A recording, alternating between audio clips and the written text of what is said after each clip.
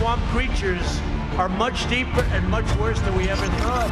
And there is such a thing as the deep state. And they're filled with hatred, venom, and rage. I have to tell you that our country is in serious, serious trouble. The United States is held up as the bastion of democracy and freedom. The land of the free, they say. Well, under the glossy facade, there lies a group of faceless, unelected and permanent power brokers who really call the shots. They're a clandestine network of individuals and organisations who have the power to influence elections, dictate foreign policy and control the economy for their own gain, with little regard for the interests of the American people. Donald Trump and his supporters call them the deep state, and he's made it his mission to drain the swamp. But it seems they're not going down without a fight. We are going to end the government of corruption, which it has definitely been. And we're going to drain the swamp in Washington, D.C. According to the former president, the deep state is made up of the Pentagon, the FBI, the CIA, the NSA, as well as other bureaucracies such as the EPA, IRS, and parts of media, big business, and big tech. Trump and his allies see it as a targeted attempt to weaponise these agencies for political gain, to control and influence the outcome of elections, and to pull the strings from within to serve their own interests. They elevate their own to positions of power and stop at nothing to eradicate adversaries. The people in these agencies are not elected officials. They are permanent fixtures in Washington, and they usually outlast any president or politician. They know that presidents come and go every 4 years or every 8 years, but they're going to be there for decades, and that's what we should be worried about. They are known as the shadow government because they're faceless and largely unknown to most average voters, yet they wield unprecedented power. The concept of a deep state or shadow government was first seen in Turkey towards the end of the 20th century. A shadow government leaked propaganda in the media and engaged in violence to undermine the government of the day.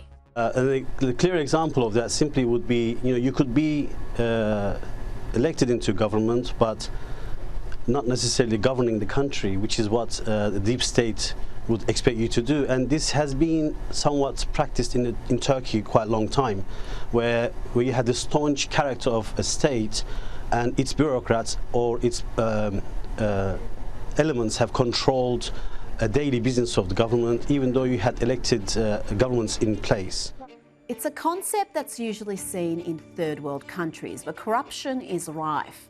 But Donald Trump and his allies have exposed that the same phenomenon can happen in the free world. Unelected deep state operatives who defy the voters to push their own secret agendas are truly a threat to democracy itself. Trump's presidency between 2017 and 2021 was marred by scandal after scandal, with multiple attempts to impeach him and cause damage to his administration. Trump supporters and Republicans believe these scandals were the mastermind of the deep state. The Russian hoax showed the deep state in action. A conscious partnership between the Democrats, the shadow government and the media to damage Donald Trump's campaign. The big lie cooked up by the deep state was that Trump was a puppet of Putin, despite there not being a shred of evidence to support these claims. But the lies only got deeper and more damaging. Through a conduit, Clinton's campaign commissioned an ex-British spy who created a dossier of rumours and disinformation derived from a suspected Russian spy. If it is a fake story, it was made by somebody who knows the game. If it is a true story, it is very, very close to what we've seen before. These fabricated stories were then secretly fed to the FBI and the media. They were rubbing their hands together, thinking they landed a whale. They did not. They just showed they were incompetent at their jobs and would believe anything the Democrats fed them. After 3 years of lies and smears and slander, the Russia hoax is finally dead. The collusion delusion is over. These events showed the weaponised politicisation and blatant lack of objectivity of these agencies. And after such a humiliating display of incompetence, you would think they'd stop there, but they didn't. They were on a mission to bring down Trump. In an attempt at what Trump supporters consider as thwarting his return to the White House, the FBI raided Trump's Mar-a-Lago, Florida residence. This was an unprecedented move that has never been seen before. The details of the raid are still sparse, but what we do know is the US Attorney General Merrick Garland personally approved the search warrant request for documents that triggered the raid. The search warrant related to claims that Donald Trump mishandled classified material after leaving the White House. The property receipt is a document that federal law requires law enforcement agents to leave with the property owner. The timeline for these raids goes back to December 2021, where Trump and his team cooperated with the National Archives and Records Administration to ensure it collected all outstanding materials. In January 2022, National Archives officials collected 15 boxes from Mar-a-Lago containing a trove of documents, including communications with foreign leaders, a letter from outgoing President Barack Obama, talking points, schedules, and mementos from his presidency. Following the examination of these boxes, National Archives staffers reportedly found some material that appeared to be classified. The National Archives then took this to the Justice Department to explore the issue further. The House Oversight Committee began investigating the matter, and by May, the Justice Department became involved and had established a grand jury, issuing at least one subpoena and interview requests from former Trump administration officials. Trump claims that the Department of Justice and the FBI asked his legal team in early June to put an extra lock on the door to the room where the boxes of documents reportedly marked as classified were stored. If this claim proves to be true, it could call into question why the government agents needed to use such heavy-handed tactics to seize documents they already knew about. Trump wrote, "They were shown the secured area and the boxes themselves," via his Truth Social app. On the morning of August 8, 30 FBI agents raided Trump's Mar-a-Lago residence in Florida.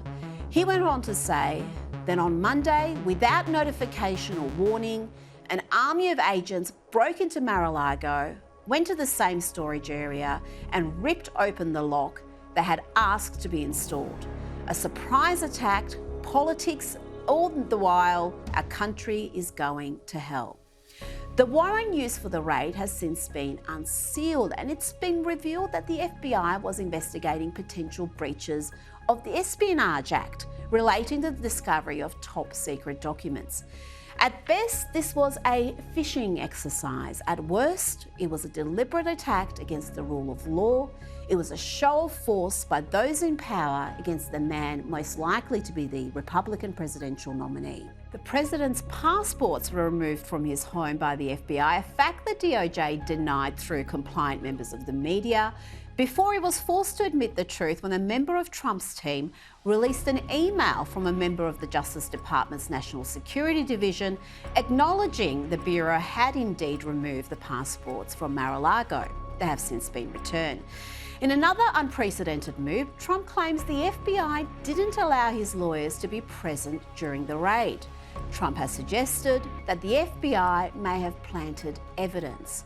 US Attorney General Merrick Garland has since come out against these claims, saying Trump's attorneys could stay on the site. In another strange turn of events, the judge who signed off on the warrant to raid Mar-a-Lago was revealed to be Bruce Reinhart, who had previously defended numerous employees of the deceased pedophile billionaire Jeffrey Epstein. Reinhart also donated $1,000 to former President Barack Obama's campaign and a further $1,000 to the Obama Victory Fund. He also donated $500 to the presidential campaign of former Florida Governor Jeb Bush, which was eventually won by Donald Trump. Reinhart left the US Attorney's Office in 2008 to set up a private legal firm and went on to represent a scheduler and pilots for the infamous Lolita Express. Epstein's private jet. To add fuel to the fire, one of Trump's top allies in Congress, House Freedom Caucus Chair Scott Perry, revealed his phone was taken by 3 FBI agents who confronted him while he was travelling with his family. I got a knock on the door in the morning. I went to the door. There are 3 FBI agents. Of course, like you said, I'm traveling with my family. We have 2 young daughters. I'm with my elderly in-laws. And, you know, they want to take my cell phone. And I said, you know, could you contact my attorney? You know, why does this have to happen, you know, out on the street? You know, and how did you find me, by the way? And, of course, they wouldn't answer that question. They said they were going to image the cell phone and return it sometime later since I didn't have a phone. And this is my personal cell phone, Brian. I have a official cell phone. They don't want that. So this is my personal cell phone that I talk to my wife on, that I talk to my children on, my constituents. None of the government's business. An infuriated Perry also suggested that new reforms to add thousands of extra bureaucrats to the IRS will only make things worse. I think what people need to really think about is in about a day, we're going to vote on a package, and it'll probably pass, where they're going to employ 87,000 new IRS agents. What do you think they're going to be doing? They're going to be coming for all of you. You know, so yesterday it was my cell phone. Tomorrow it's going to be average, hardworking Americans that are just trying to make it through their days. A major part of Donald Trump's criticism of the deep state is their clear bias towards the Democrats. He has consistently argued that there are glaring double standards and that the Democrats are not held to the same standards as their Republican counterparts. Trump's recent post on Truth Social questioned why Obama and Clinton were never raided, despite big disputes. It's a good point. The Democrats have had their fair share of scandals over the past decade, none of which have been scrutinised to this degree. During her time as Secretary of State, Hillary Clinton attracted criticism for using her private email server for public communications rather than using official State Department email accounts. Clinton's personal server was found to hold over 100 emails containing classified information, including 65 emails deemed secret and 22 deemed top secret, as well as 2,093 emails marked as not classified, which were retroactively deemed confidential by the State Department. In the end, Hillary Clinton deleted thousands of emails using software called BleachBit to wipe her system, and her staff have also used a hammer to destroy devices. Let's pause and compare. Hillary Clinton had 22 emails deemed top secret. The Mar-a-Lago raid revealed 4 sets of top secret documents. People are calling for Trump to be jailed. Hillary Clinton was never raided. She withheld almost 32,000 emails deemed to be of a personal nature, and to this day, no answer has been provided to the public whether those deleted emails were ever recovered and investigated. The FBI concluded that Clinton had been extremely careless, but recommended that no charges be filed because she didn't act with criminal intent, which is the historical standard for pursuing prosecution. One wonders if Trump will be awarded the same leniency. And what about the Hunter Biden laptop scandal? There has been no resolution, and despite the gravity and sheer volume of shady deals Hunter is being investigated for, there has been no raid on either Hunter nor Joe Biden's homes. Hunter Biden is under federal investigation for tax fraud, money laundering, and unregistered lobbying, not to mention the evidence of illegal drug use, alleged firearm offences, and general lawless behaviour. Mike Pompeo tweeted, "Look at what the DOJ did last night to President Trump, while it slow rolls and looks the other way on Hunter Biden." Eric Trump was also riled up about the double standards. To have 30 FBI agents, actually more than that, descend on Mar-a-Lago, give absolutely, no notice, go through the gate, start ransacking an office, ransacking a closet. They broke into a safe. He didn't even have anything in the safe. I mean, give me a break. And this is coming from what? The National Archives? Yet, Hunter Biden, firearms crimes, prostitution, illegal drugs, shady deals with everybody around the world. And by the way, it's all on his laptop for the whole world to see. In his own writing, in his own words, corroborated by everybody. Where are these FBI agents? Where is everybody? Why is it that the arrows only fly at Donald Trump and his family? Why is it that the political persecution only goes one way in this country? The FBI has been in possession of Hunter Biden's computer hard drive since December 2019. Joe Biden made the claim in September 2019 that he had no part in his son's business dealings, but documents on the device say otherwise. Have you ever spoken to your son about his overseas business dealings? I've never spoken to my son about his overseas business dealings. One of Hunter Biden's former business partners, James Gillard, was the driving force behind Hunter and his uncle Jim Biden's planned multi-million-dollar deal with Chinese energy company CEFC. In an email to Hunter, Jim and other partners on May 13, 2017, Gillard outlined an equity breakdown in which 10% of the lucrative CEFC joint venture would be held by Hunter for the big guy. Another partner in the deal, Tony Babalunsky, confirmed the big guy referenced in the emails was in fact Joe Biden.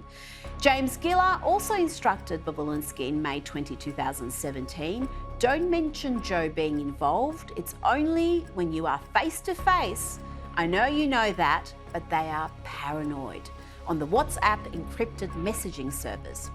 In addition, Hunter Biden was involved in a 2018 project by Burisma Holdings to export grain from Ukraine to China. Former CIA officer Joseph Kofod Black signed off on the project. The revelation of Hunter's ties to the venture came a month after his father's administration accused China of stockpiling wheat amid a global food crisis fueled by Russia's invasion of Ukraine. President Biden had predicted in March that the war would upend global wheat supplies, since Russia and Ukraine jointly account for about a fourth of the world's wheat exports. These dealings were investigated by the FBI, but to this day, it seems like they followed the same path as Hillary's investigations. They were swept under the rug. Jeffrey Epstein's crimes against children were first reported to the FBI in 1996, but didn't come under proper investigation until 2005 by the Palm Beach Police Department. Palm Beach State Attorney Barry Krishna snatched the case from the Palm Beach Police Department and introduced a grand jury to investigate the child abuse. Alexander Acosta, the United States Attorney for the Southern District of Florida, said, I was told Epstein belonged to intelligence and to leave it alone. Although the term grand jury sounds serious and official, it's often flawed. Unlike a standard trial, a grand jury proceeding is cloaked in secrecy and not open to the public, with the identity of the witnesses and the testimony kept secret. The special prosecutor calls the witnesses, questions the witnesses, and then selects the evidence that is shown to the jurors. This leaves the whole process open to manipulation from the prosecutor. Though the Palm Beach Police Department had the statements of 5 Epstein victims and was aware of many others, Krishna recalled only one of Epstein's numerous victims to testify before the grand jury, despite having access to many more. The grand jury ultimately indicted Epstein on one count of soliciting adult prostitution. The prosecutors cited conflicting accounts by victims as a rationale for not indicting Epstein on a single count of child abuse. Epstein was sentenced to 18 months in the county jail, where he served 13 months in 2008 in minimum security after Acosta and the Justice Department negotiated a sweetheart deal with a non-prosecution agreement. Epstein was arrested at Teterboro Airport in July 2019 following a search of his New York residence by the FBI, where the agents discovered a hidden safe and found an enormous collection of photos of naked girls, plus CDs of sexual acts. Today, we announce the unsealing of sex trafficking charges against Jeffrey Epstein. The charges allege that Epstein sexually abused young girls by enticing them to engage in sex acts for money. Epstein was arrested this past Saturday evening at Teterboro Airport aboard his private jet that had just landed from Paris, France. Epstein was taken to the Metropolitan Correctional Center in Manhattan, and later today, he will be presented before Magistrate Judge Pittman, and later a conference before District Court Judge Berman. The FBI were doing their job, so we all thought. But the agents left Epstein's residence, abandoning the photos and CDs with Epstein's employees, free to wander about the place. As Kelly Maguire, FBI special agent in charge of the search, explained during Maxwell's trial, they only had a warrant to search the house, but not to remove evidence. Evidence at the heart of the entire sex trafficking scheme. And then the CDs and photographs disappeared. Epstein allegedly committed suicide on August 10, 2019. Epstein's jail cell looked like this when the medical examiner arrived hours after his death, August 10th. Bed sheets strewn around, two fashioned into nooses with complicated knots. Now compare the FBI investigation to what has just happened to Trump at Mar-a-Lago. Epstein had several victims come forward for years before any investigation began. He was also given the privilege of a deal which bought him another decade of freedom. Then when the FBI finally investigated again, evidence was lost. Epstein's staff were allowed to be present whilst the search of his residence took place, and his associates were not questioned extensively. Comparatively, Trump wasn't awarded any privileges given to a pedophile and sex trafficker over the archiving of documents. Republicans and critics of the FBI, CIA and other organisations known as the Deep State say they have been weaponised in modern politics. Trump's antidote to this is what he refers to as Schedule F. Trump enacted Schedule F late into his presidency, but it was scrapped once President Biden was elected to office. If re-elected in 2024, Donald Trump is reportedly planning on re-implementing Schedule F. A criticism of the current system that Trump flagged was that it's near impossible to fire deep state bureaucrats. To drain the swamp and root out the deep state, we need to make it much easier to fire rogue bureaucrats who are deliberately undermining democracy, or at a minimum, just want to keep their jobs. They want to hold on to their jobs. Congress should pass historic reforms empowering the president to ensure that any bureaucrat who is corrupt, incompetent, or unnecessary for the job can be told, did you ever hear this? You're fired, get out, you're fired. Trump has kept his intentions of running in the 2024 election a secret so far, but it seems the Mar-a-Lago raid has motivated him to make up his mind in favour of running. I talked to the president just about an hour ago with Henry. And one thing I can tell you is that I believed he was going to run before. I'm stronger in my belief now.